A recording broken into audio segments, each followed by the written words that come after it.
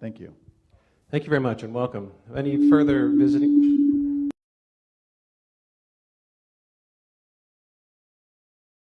Okay, how about guests of Rotarians?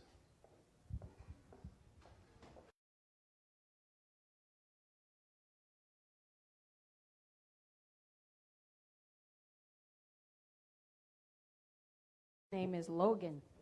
Welcome. Other guests?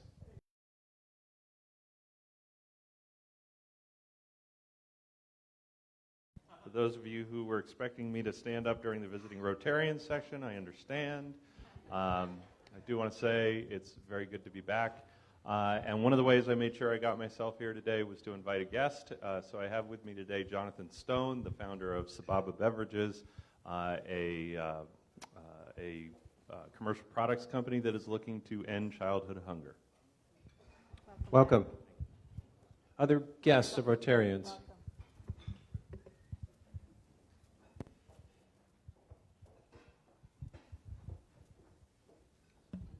Arlene. Stand up, Brad. This is Brad Zolz. He's visiting with us for the second time. He is a leadership guy, a public speaker, an author. He's got, the list goes on, and I'm going to add that he's a friend of Adam Homey and also Captain Kirk, but we won't hold that against him. So welcome. Thank you. Welcome. Further guests?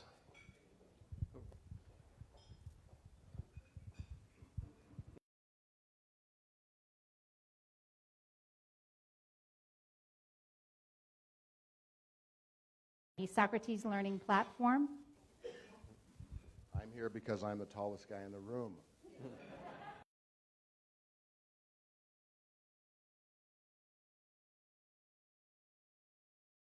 Since 2013, interested in learning more about the organization and the great things you guys do throughout the community. Thank you. Welcome. Further guests? I think we have a few more over here.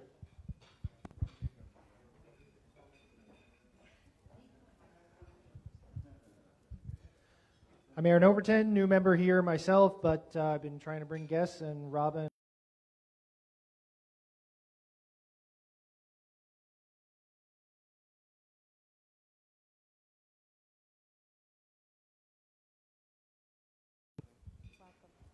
Welcome. Any further guests?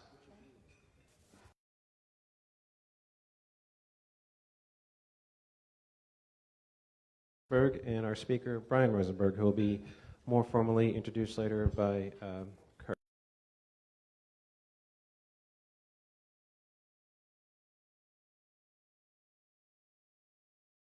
And Jamel Surratt. Invocation was Jamie Goldsmith. The tickets were Deb Granda and Gina Gentleman. Song leader was Arlene. She's also our sergeant at arms. Our photographer is Jim Tucker, and teardown is going to be Chan Lam and Jamie Goldsmith. Could I have a round of applause for everybody? Thank you.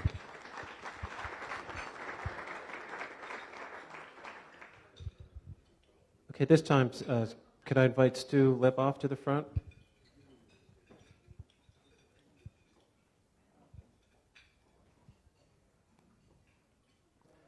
As you know, we've been working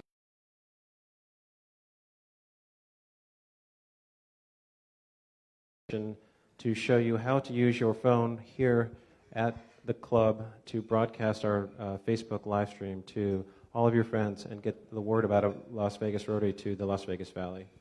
Do you need the mic, Stu? Stu, do you need the mic?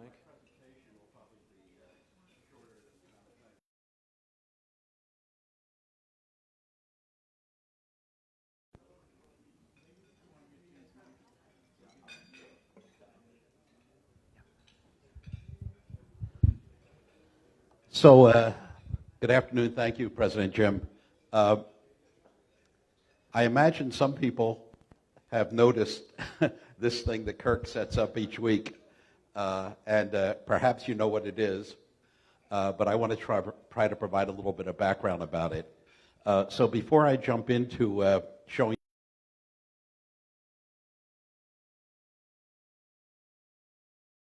Facebook account and sign on to it. So, yeah. we're going to try and do two things.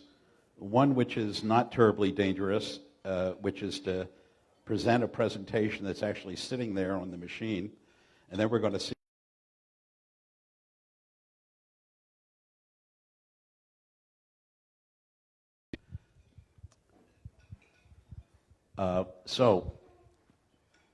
first thing I want to ask is a bunch of questions and see whether you know the answer. Every Thursday, regularly, Kirk has been setting up this machine hooked up real time to the internet, which is streaming the audio and video of this meeting. And you can watch it if you're not here by watching it right now, in fact, which we're going to try and do on my phone as well after I finish these slides, by going to facebook.com/Las Vegas Rotary. You can watch them at home or anywhere you are in the world. You can hook up.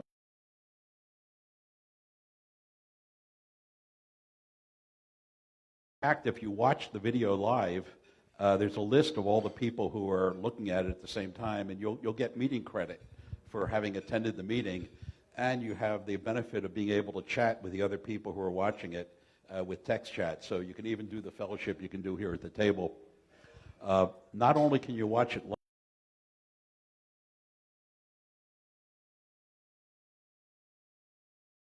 and you want to share it with your friends, which we'll talk about later, you can go back and you can find an earlier meeting, and you can share the speech with someone else. Or if you missed the meeting and you just want to look at it, you can do that. So there's a lot of facility up there on that Facebook page.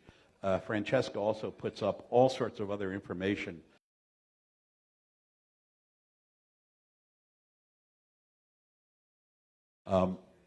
Jim is, I think, particularly asked me to do this today because Facebook is one of those elements of social media that we can use to get the word out to people who are not members. And so I'm going to show you how to get into the page and use it for yourself, but I'm going to end these few slides by showing you how you can share these videos with other people who are your friends or contacts on Facebook who have no knowledge of Rotary or certainly are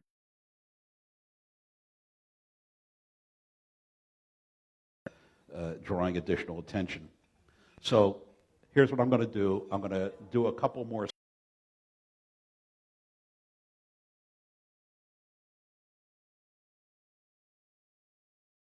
I'm going to see if I can connect my phone through the internet to this camera right here, and we can actually see what's going on. The first part will work. The second part is in the hands of God. So this is what you will see if you open up the browser on your computer and you go.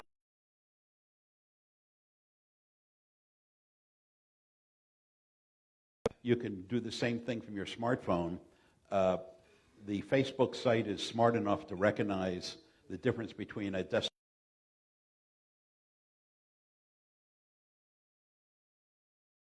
and a smartphone in a moment.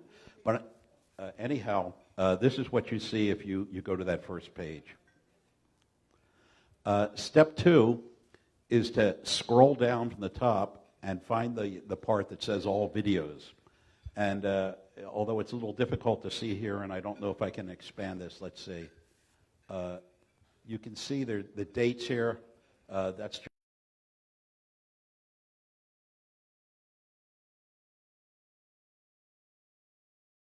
you can watch the entire event from beginning to end, from the thrilling songs to the invocations and anything else, as well as the keynote speaker, of course. Step 3. When you find a video that you want to see, click on it, and it'll start up, and you can fill up the whole screen, and you can watch it. Oh, there you go. That was I think last week's meeting, and I'm a little bit into it, and you can see Jim standing up there. Now, here's the share part. I'm showing you archive videos.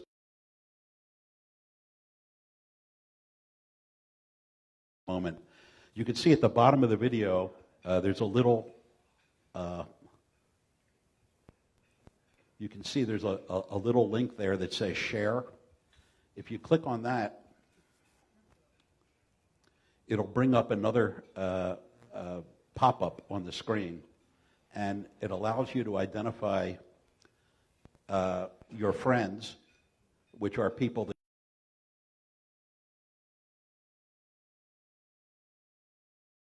message. I don't have it up here on the screen, but you can personalize it. You can say, here's an interesting speaker. We had someone from Metro Police on last week who was talking about the program that they were doing to engage people. And anyhow, it'll send them the link, and all your friends who are on Facebook will have some access to it. So it's a great way of promoting the club. So that's the end of the slides. So I'm going to need to take another few seconds to kind of get into the live demo here. What's that? While Stu's doing that, we found somebody's perfect attendance pin. So if you thought you had a perfect attendance pin on today and you don't, please come on up.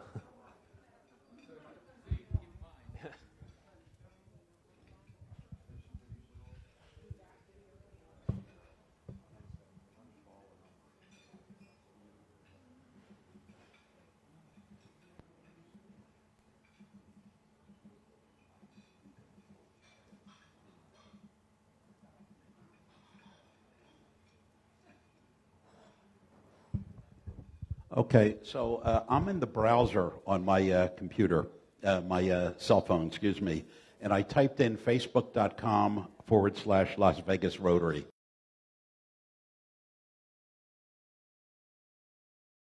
You have to go in through your browser, but once you get into the Las Vegas Rotary page, either by using the Facebook app or this is what you'll see.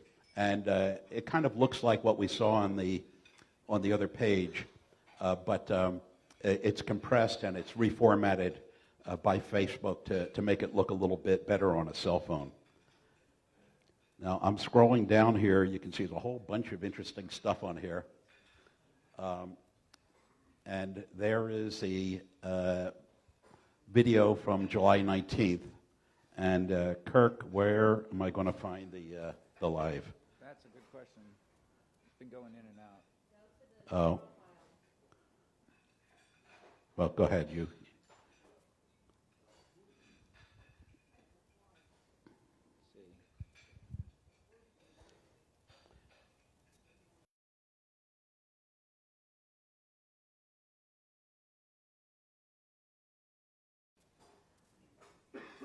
Come on, Lisa. Somewhere up here. Come on. Was there last week.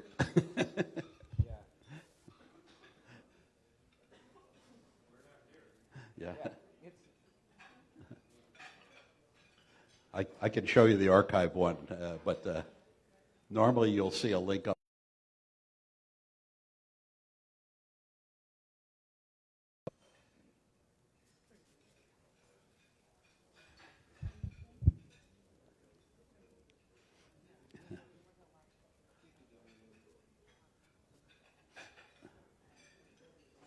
I wanted to use this because it has the HDMI feed on it. I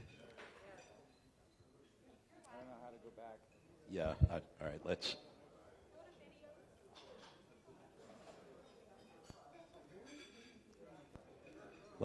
do at least the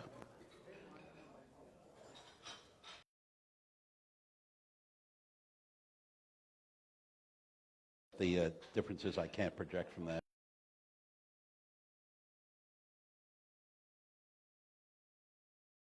What I'm going to do is I'm just going to show you.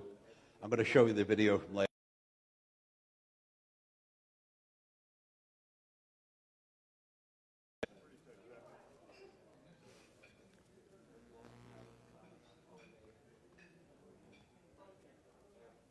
All right. So here is a little bit into it. I'm going to move this to about.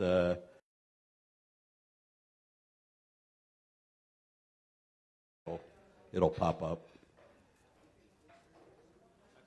So you can see that you actually can get a pretty good view of what's happening here. So I don't know why we don't have the live version of it, but anyhow, they are there, and that's how you can do it. So see me if you have any questions, or see one of your experts here at the table. But I think you'll find that this is a really useful facility for us to have. Stu, thank you very much. You've done a great job on getting the slides together, and appreciate you putting the live demonstration. And it is my pleasure this month. Don't leave. For this month, you are the Rotarian of the Month, and I have a pin for you, which I hope you will like. But I greatly appreciate you taking all the time. I've asked you to do this, and we've had multiple emails back and forth, and you've done quite a bit of work on the presentation.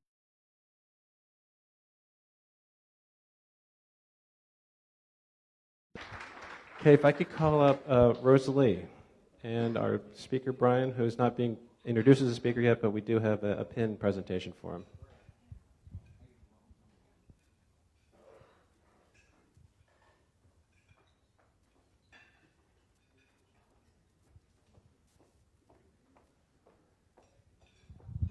Hi, everyone. Today, I would like to reintroduce back to our club Brian Rosenberg. And if you haven't looked at your program already, he is our speaker as well. So we would like to pin him, and then everyone please give him an applaud for his joining our club again, past member.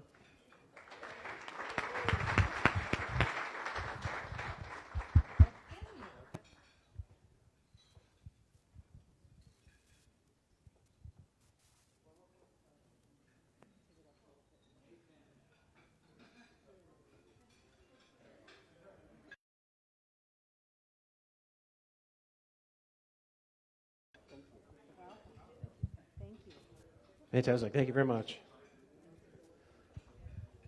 Okay, Arlene, could you take the microphone to Jim Tucker, please? Before Jim speaks, I think it speaks to the quality of our members when we can have.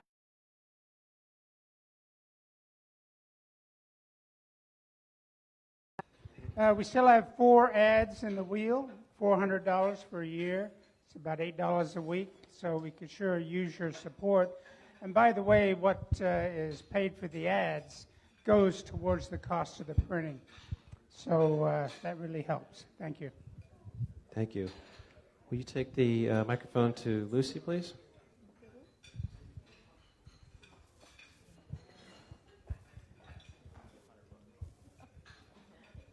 Hi, everyone. Alpine Picnic was amazing. I want to thank everybody that took the time to drive up there. I know that there was a huge windstorm down at the valley, and driving up there was pretty dangerous, but I appreciate everybody that went out there. I also want to thank Deb Granda. Thank you so much, Deb, for all of your help. Kathy for picking up all of the food. I don't know if she's here. And everybody else that chipped in and brought food. Everything was delicious. Chris, the drinks that you made were awesome. And I want to thank everybody who also helped clean up prior to the picnic and who stayed later and helped me and everybody else with the cleaning afterwards to make sure Bob's place was left in mint condition. So thank you so much, but everything went great. Everybody had a great time. Thank you. Thanks. Thank you, you, Mr. Warner. Bob, for hosting us.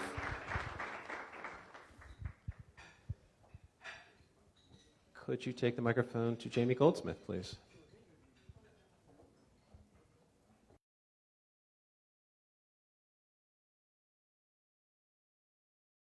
Janice, my apologies. We blend together all the time. So Jackie Thornhill rolled out the fundraising event last week for those of you who were here. By show of hands, who has sold raffle tickets, the $100 raffle tickets? Awesome. I just took a look, and we have already taken in $700, so that's phenomenal considering that this just got rolled out last week. Couple other things. We want to thank Bill and Jenny Houghton for printing all the tickets for the club. We always appreciate your support. And also, show of hands, putting people on the spot. Who has picked up tickets to sell? Oh, not a lot of hands. Ginger and I will be behind before the foundation meeting to pick up your tickets to sell. It is a good idea to have them on you so that you are in a conversation or somewhere where you can roll out this great fundraising event. And something else we wanted to announce is those in the club who sell the most tickets will get $200 in Lowry bucks. So we're going to keep that within the membership, okay? So hope to see you after.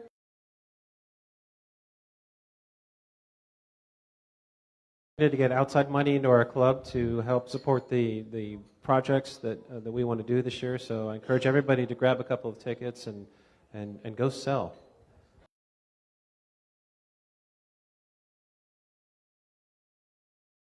Jamie Goldsmith.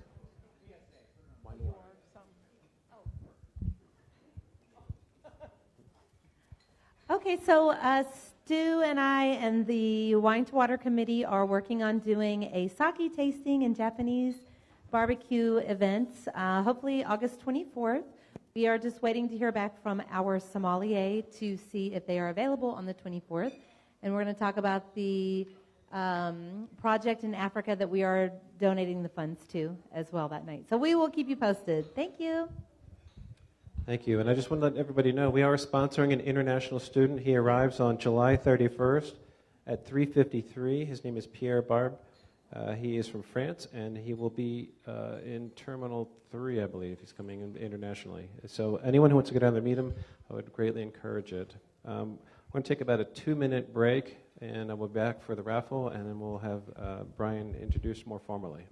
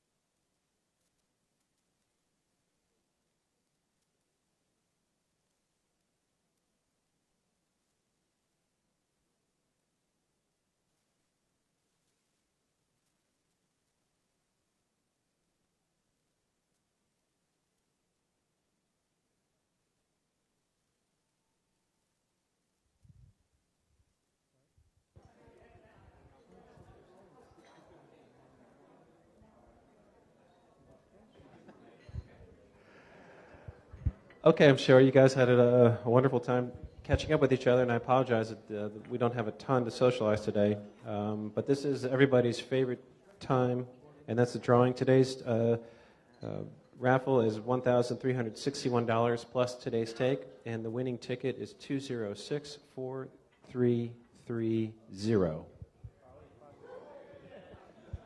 Dan, come on up.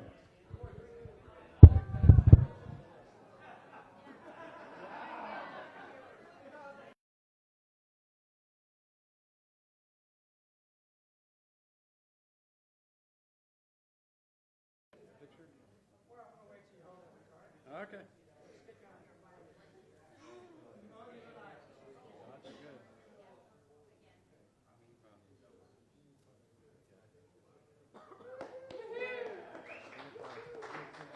So the Queen of Clubs. For those who couldn't see in the back, that was a Queen of Clubs. Here's your $10. Thank you. Thank everybody for their donations this week. For the Lowry's Bucks, the winning ticket is 2064462. Deb Granda.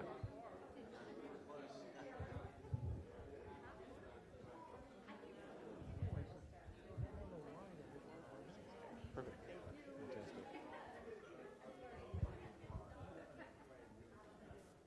Okay, at this time I'd like to call up Kirk Holmes, who will more formally introduce our speaker and fellow Rotarian, Brian Rosenberg.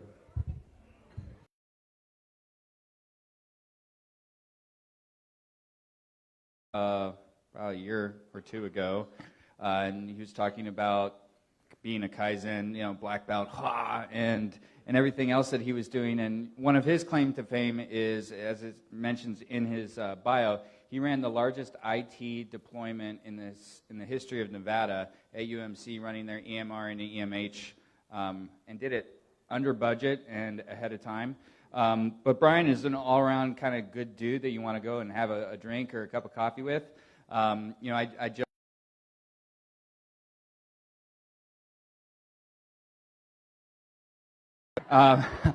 So without further ado, I'd like to introduce today's speaker, Brian Rosenberg.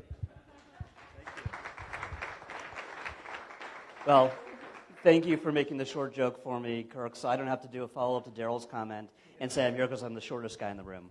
So, thanks to everyone for allowing me to speak here today and talk to you about what we're doing with Socrates. As was mentioned, I actually had joined the club briefly and then got called to service on the UMC project, which became 2 years of my life where I was working intensely to get that project done for UMC and was not able to be a part of the club during that time. And so now I've asked to rejoin. I thank you for bringing me back and allowing me to be part of the club again. I was actually part of founding a club in Baltimore about 10 years ago, the Baltimore Waterfront Club. So I'm a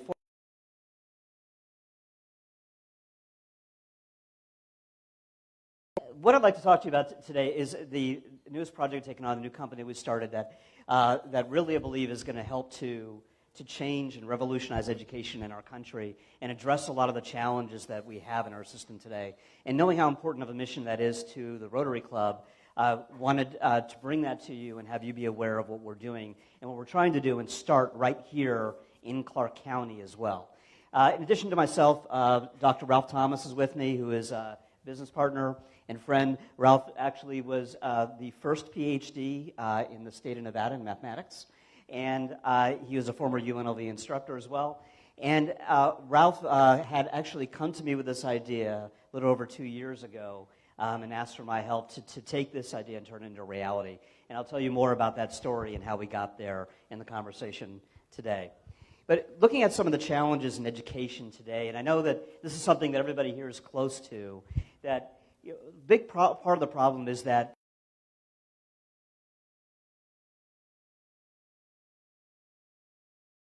classroom sizes grow, our solution is to cut the budgets of the schools, which isn't necessarily getting the end result that we want. It's a constant challenge to get enough money to the schools so they can be effective and to keep classroom sizes at a level where they can be balanced between the need to take care of the kids and give them individualized instruction. When you look at in an average classroom that's an hour long, the each student can only get 30 seconds of individualized attention from that teacher. And the reality of it is that every child learns different, and every child has different learning patterns. And you think about it in terms of that, if I was to give all the kids in a class a test, and one kid scores a 95, that's an A, that's great, but they still don't know 5% of the information. The next child gets a 75, and the third child gets a 50. All three children have to move on the next day to the next level of educational content. And they're always have a gap. And it's one of the reasons that math is a major area of challenge, because in math particularly, that gap gets bigger and bigger over time, and it makes it harder for us to take on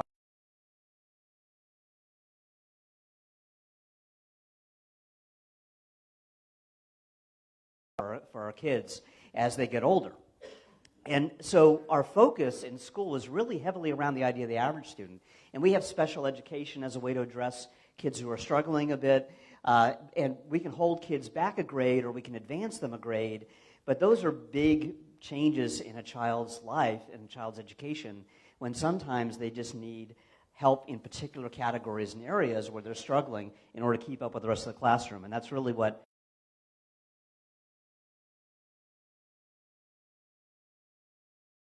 education software, and he was a part of making this. It was called Plato, and he asked me if Socrates was based on the fact that it's a successor to Plato, like Socrates was himself, and I said that I was going to claim that's the story from now on, because I think that's really cool, but that's not actually why. It's heavily based on the idea that we use the Socratic method. But when you look at the existing solutions out there, first off, a lot of them are just really babysitters, particularly the direct-to-consumer ones, that they're really just about keeping your kid busy, and they provide minimal educational value. And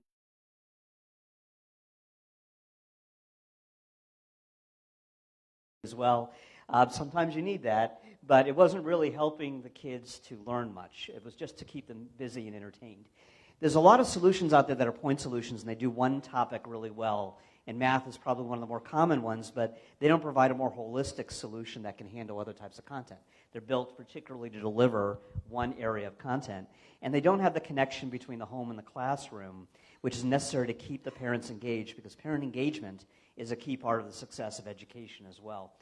And because, with Common Core, there's been a lot of structure around math and English. However, a lot of the other categories don't get as much attention from the educational software as a result. So we wanted to build something that can handle the math and the English, but could do much more than that. It could get into sciences, could get into social studies, other categories in the future. And the last point is just in many cases, there's not a lot of fun. The ones that are used in the classroom today just aren't entertaining for the kids.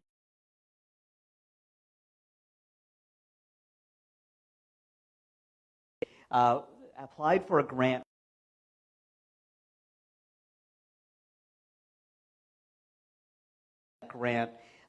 We are actually the first company to win first company in Nevada to win the National Science Foundation grant in the last 3 years. So it's been a little bit of a gap since the last time somebody in Nevada won. So we're excited to be a part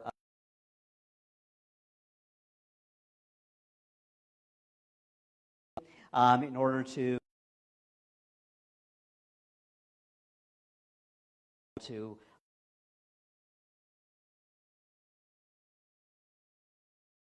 we have an educational platform that provides and develops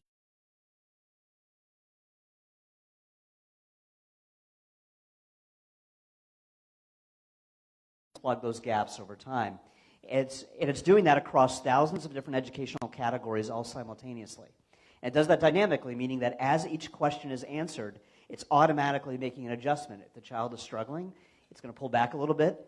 If the child is doing really well, it's going to challenge them more. And the teacher or the parent is able to control the settings and the speed at which those adjustments occur. So they can either leave it on autopilot and allow it to run by itself, or they can intervene and make adjustments along the way. So we want to have a platform that engages the students, gives the teacher a powerful classroom tool. Rather than trying to replace what the teacher's doing, which some of these applications do, we wanted to have something that became a classroom assistant to the teacher.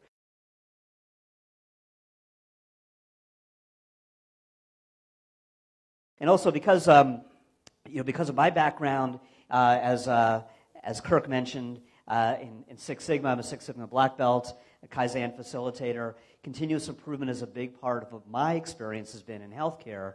And Ralph has a very big background in analytics and using data to improve outcomes. And combining those concepts, we wanted to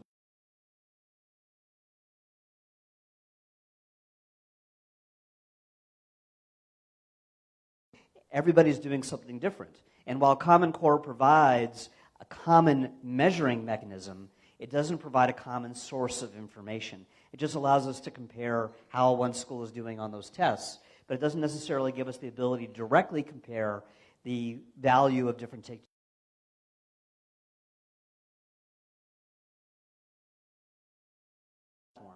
And there's several components to that. There's what the students use, which is a gamification platform that allows them to have fun while learning.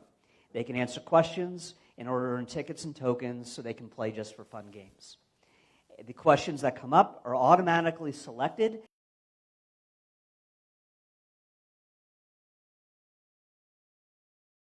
to them at any given time.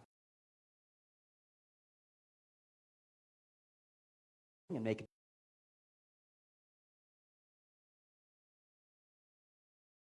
teacher and administrator portal. Now the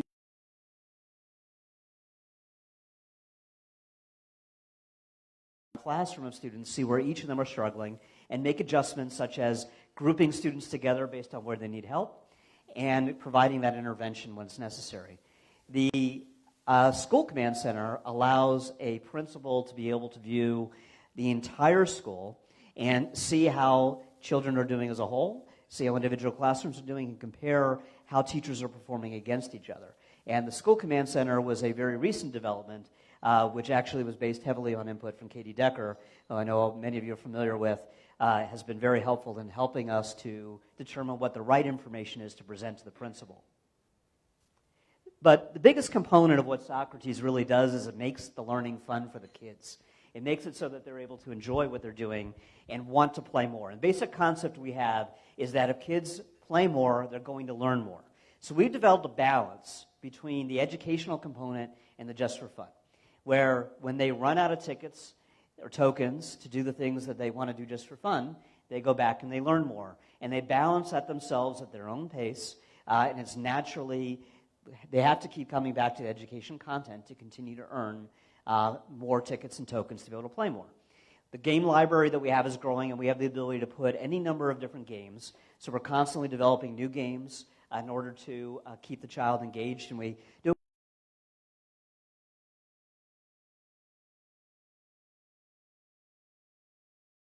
a Crush-like game, an Angry Birds-like game, and other things that many people like to play and know.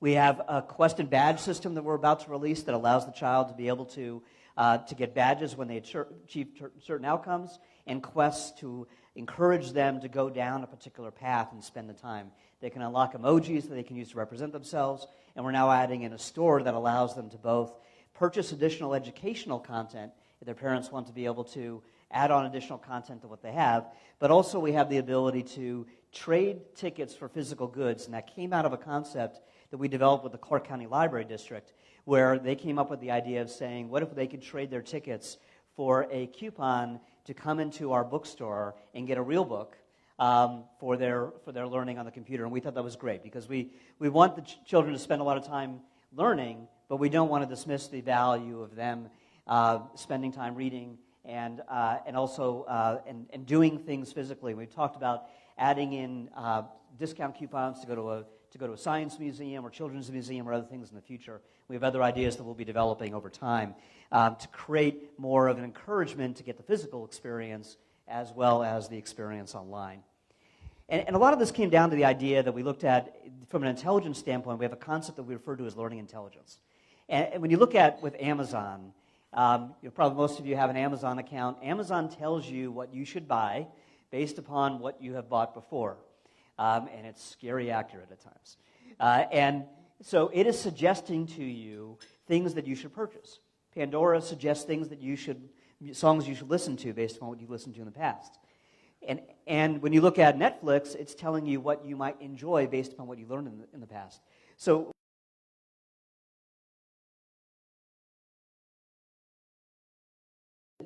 indicate what class? What question should we ask next based upon their ability to answer other questions correctly or incorrectly?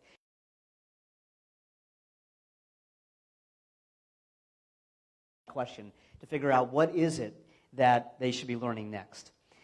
Another key concept to our solution that I think is a very different concept is the idea of a lifetime student learning record. And this came heavily out of a concept of looking at what has been done in healthcare and the idea that you have a medical record and the transferability of the medical record. In healthcare, there's been significant progress in the last 10 years in allowing you to be able to have medical information that can be transferred from one doctor to the next doctor, so that doctor can learn from what the previous doctor learned. And that's been a lot of where my experience has been. Applying that concept to education, we said, why is it that when a child transfers from one school to the next school, everything about what that child is good at and is not good at is lost?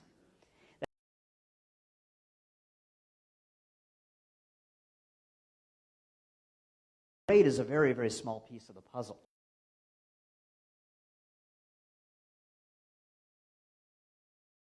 That child needs help, intervention, and where they're struggling. And that information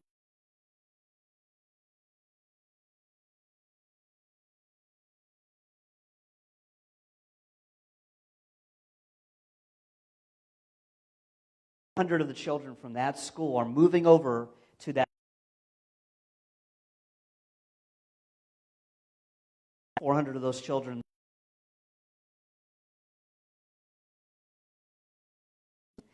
and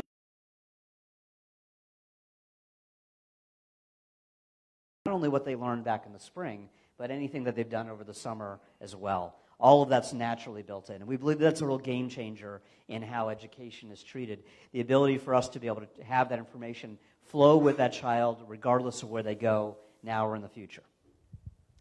Big component of what Socrates is doing is really providing the teachers with tools in order to help them to be successful. All of our stuff is Common Core aligned. So we have Common Core aligned math and English, and we are developing Common Core aligned science content now as well. Automatically, you can create homework assignments and grade that homework, so the children can either do it in a classroom or they can go home, play games, do their homework as a part of that, and they come in the morning and the teacher's got it all graded. And again, the engine is absorbing all that information and making those adjustments. They can determine where an individual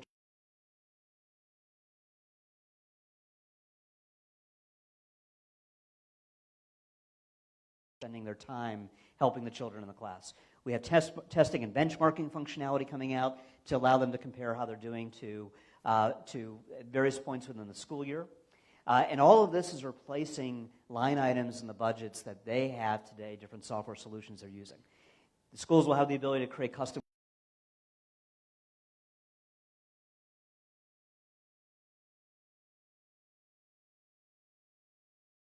that the children are using the software in the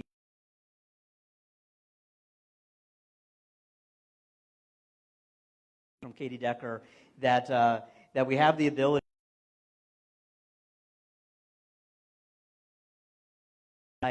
going into 11:11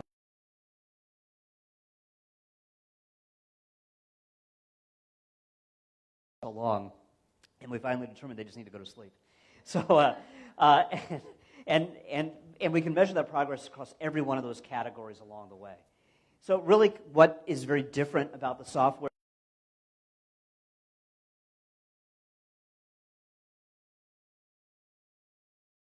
that we're providing and the expandability of the platform. And we'll talk a little bit more here in a moment about where the platform can go. Because while we have built this platform around elementary school, it is not in any way restricted to that. That's just how we built the initial user experience. And already we were actually at an education conference a couple weeks ago where one of the big requests that came out of that was to get high school content faster because there was so much interest in having a solution in that space. And we found that middle schools were really interested in using our software as a special education solution because they were struggling with finding something that would have content for elementary school grades. And once the child starts in their education journey with Socrates, at that point grades don't matter. Grade levels don't matter. If they are advancing through the content at their own pace, grade by grade, topic by topic, so they could be fifth level and counting at the same time that they're third grade in subtraction or sixth grade in algebra. That combination makes no sense, but, but you get the idea that they can be advancing through all of that at their own pace. They can learn content well beyond their grade level if they have the ability to do so. And that's something that is very challenging to provide in the current learning environment. Most of the solutions out there will just say, you're third grade, you get third grade content. We're saying, no, you're going to get whatever content you can do, whether that be first grade content or fifth grade content, topic by topic.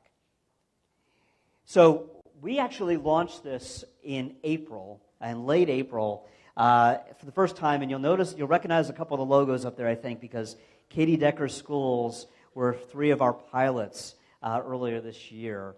And they used this in all of their classrooms over the course of about a 6-week period. We also had other schools join, but during that time period, and we made a partnership with the library district, particularly for the summer months, where kids coming into the library, as well as library card holders, could get an account and learn math over the summer. And we've had several hundred people come in through the Clark County Library System as a part of that partnership. And we've also used it in summer schools where those schools have several schools, but certainly the engagement of the kids is the highest during the actual school year. As you probably are aware, Katie's schools have computers in the classroom, and I believe that is at least in part due to this Rotary Club.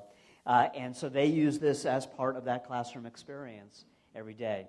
Some schools don't have computers in the classrooms in every environment, and we've talked to schools about using it in after-school programs. Other schools will have a handful of computers in the classroom, and what we found is that in those classrooms, that it's used more as a reward system, that if you do your test, your project, or whatever the case may be, you get to play Socrates at the end of that as your reward, and that's worked out really effectively. But we had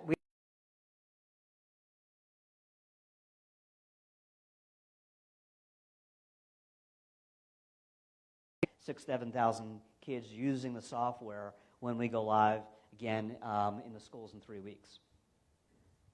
When you look at it from a content perspective, we currently have math has been what we've been delivering. We are right now completing the English content, and that will be available this month.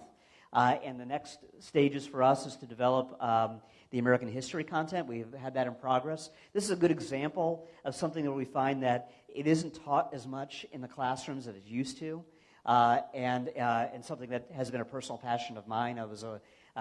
I always wanted to spend more time in history, and my son is very fascinated by American history, and so it's something that was important to me to develop, and that content will be coming out in October. And we have science content that we're just starting now that we'll have later this year that will align with the new Common Core science standards. Down the line, we also are developing middle school math and expanding out our math content, and where we go from there is something that we're discussing, but we have additional middle school content, we have high school content, and there are many other topics that we can go into in the future.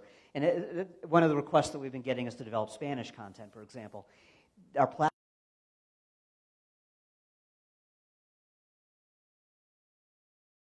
in the future. One of those areas that we intend to expand as time goes on is in health. And part of this is, from my experience in the healthcare industry, and health education is a big challenge. And we see a big opportunity, particularly in pediatric education, for us to provide better learning tools for children to be able to understand how to manage their health from a general health standpoint, as well as chronic disease management. So you look at kids with asthma, kids with diabetes, understanding why they have these issues and how to manage those issues in a way that's entertaining and that encourages.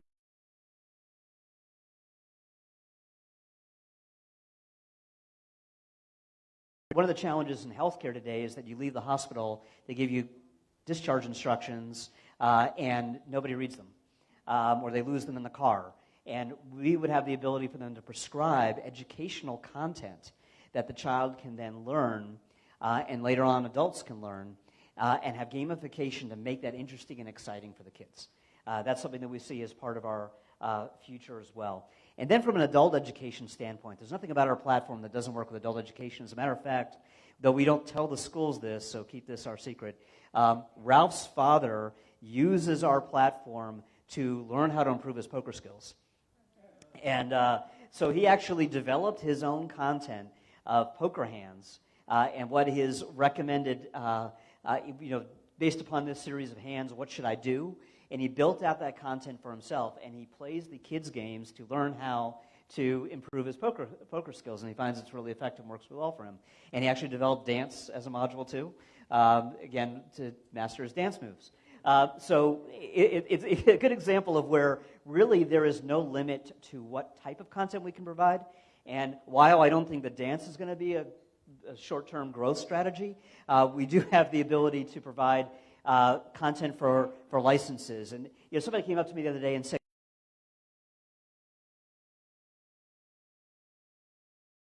could we use your platform to practice that? Sure. We can just develop the questions, and we can put that in there. There's no limit to what type of content we can put in there.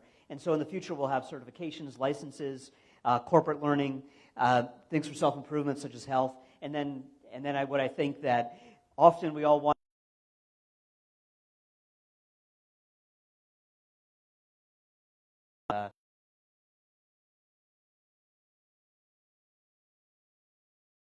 I'm learning a lot through developing this solution. I am reintroduced to a lot of math that I realize that I have forgotten, and finding that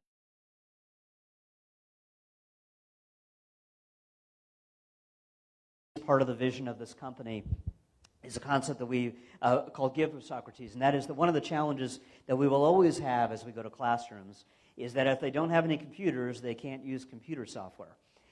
So having the ability to put computers in classrooms is really important. There's been significant progress in this in many schools, but still many are behind. And whether or not schools have money and have computers in their classrooms comes down to what funding they have available. And that's something that as well that we want to be able to make available to a larger group of people, and so that's part of what we'll be providing. So what we're doing right now is we're heavily focused on raising capital in order to be able to, right now, providing the solution free of charge to schools in Clark County, and we want to continue to be able to do that, and that's a key focus.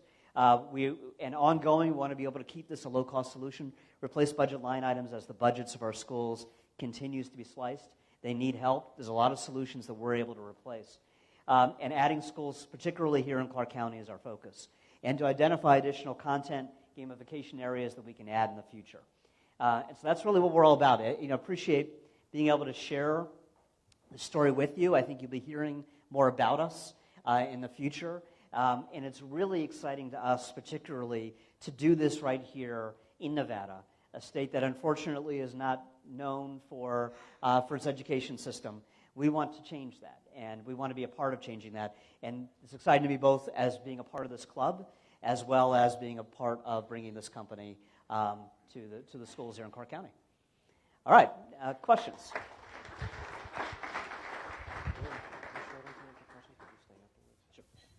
So we're right at the end of our meeting time. If you want to ask questions, they're more than happy to stay and talk and take all the questions you have.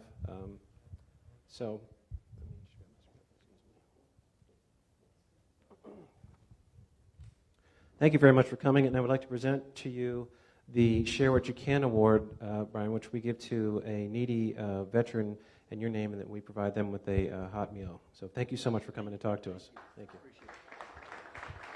I should turn it around.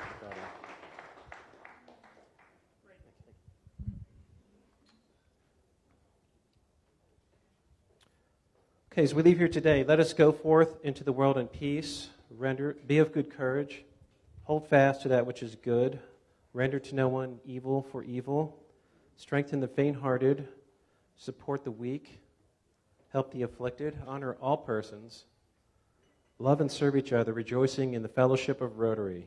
Be people of action, be the inspiration.